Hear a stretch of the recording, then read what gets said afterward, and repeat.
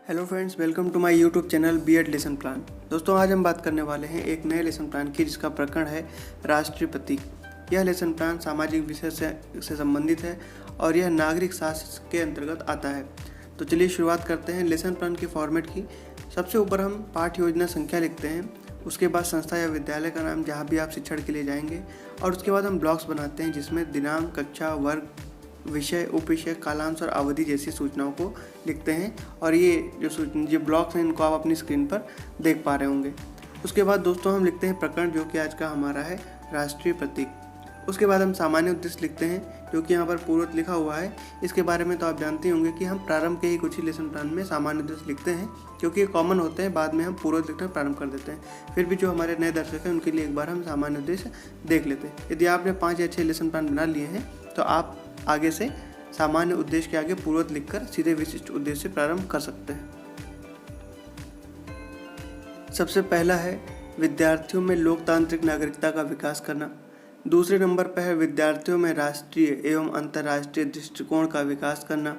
तीसरा है विद्यार्थियों में भावनात्मक एकता एवं नागरिकता का विकास करना। चौथा है विद्यार्थियों में आदर्श चरित्र का निर्माण करना। पांचवा है विद्यार्थियों में प्रजातंत्र के लिए दृढ़ विश्वास विकसित करना। छठा है विद्यार्थियों की मानसिक शक्तियों एवं वैज्ञानिक दृष्टिकोण को विकसित करना। सातवां है विद्यार्थी में देश प्रेम एवं राष्ट्रीय एकता की भावना का विकास करना। आठवां है विद्यार्थियों को देश की राजनीतिक, सामाजिक व आर्थिक समस्याओं की जानकारी प्रदान करना। और आखिरी है विद्यार्थियों को नागरिक कर्तव्यों एवं अधिकारों का सैद्धांतिक एवं व्यवहारिक ज्ञान प्रदान करना। तो ये हो जाएंगे हमारे सामान्य उद्देश्य। अब हम बात करेंगे विशिष्ट उद्देश्यों की। विशिष्ट उद्देश्यों में सबसे पहला है ज्ञानात्मक। इसमें लिखेंगे कि विद्यार्थी राष्ट्रीय प्रतीकों के विषय में जानकर उनका प्रत्यास्मरण कर सकेंगे। दूसरा है अवबोधात्मक। तो इसमें लिखेंगे कि विद्यार्थी राष्ट्रीय प्रतीकों के विषय में अपनी समझ विकसित कर सकेंगे।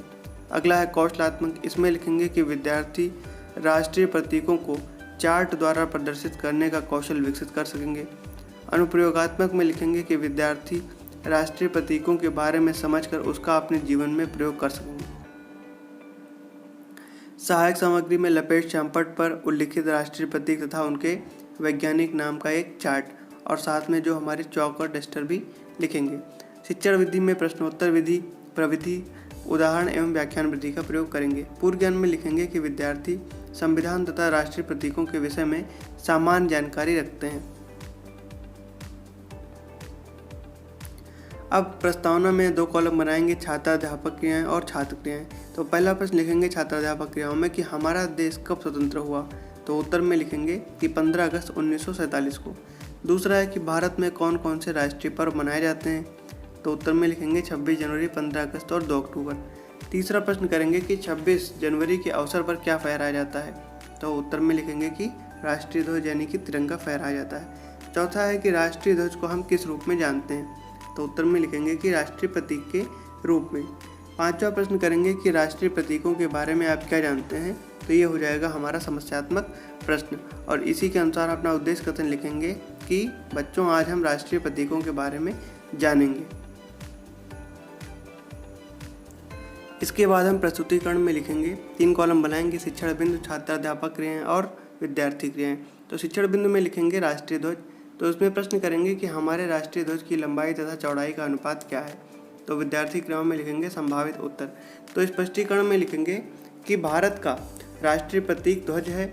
ध्वज में 3 रंग क्रमशः केसरिया, सफ़ेद एवं हरा होते हैं, इसलिए इसे तिरंगा भी कहते हैं। हरे रंग का अपना एक अलग महत्व एवं संदेश होता है, जैसे कि सबसे ऊपर केसरिया रंग बलिदान का प्रतीक है, बीच का सफ़ेद रंग शांति का और नीचे का हरा रंग हमारी धरती की हरियाली को दर्शाता है। ध्वज के बीच बना हुआ चक्र उन्नति की ओर अग्रसर होने का प्रतीक है। यह चक्र नीले रंग का बना होता है तथा इसमें कुल 24 तीलियां होती हैं। ध्वज की लंबाई तथा चौड़ाई का अनुपात क्रमशः 3:2 का होता है। फिर अगला शिक्षण बिंदु में लिखेंगे राष्ट्रगान तथा राष्ट्रगीत। तो प्रश्न करेंगे कि राष्ट्रगान को किसने लिखा है। तो स्पष्टीकरण में लिखेंगे कि भारत का राष्ट्रगान गुरुदेव रविंद्रनाथ टैगोर द्वारा रचित जन गण मन है।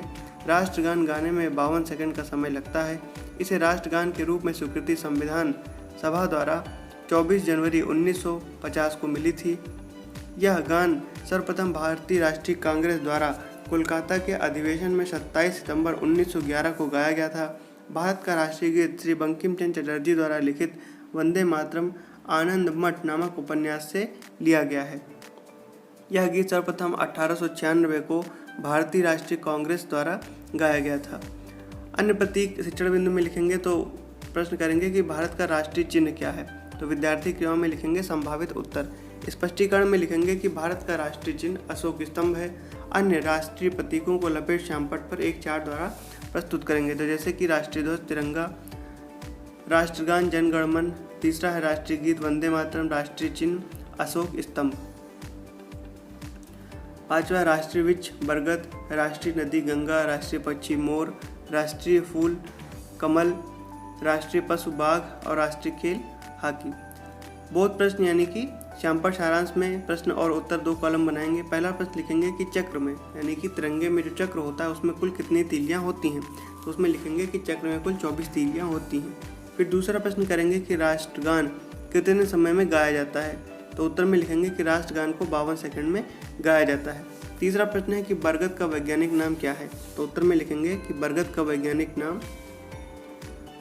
फाइकस वैन गैलेंसिस है। चौथा है कि भारत का राष्ट्रीय खेल क्या है, तो उत्तर में लिखेंगे कि भारत का राष्ट्रीय खेल हॉकी है।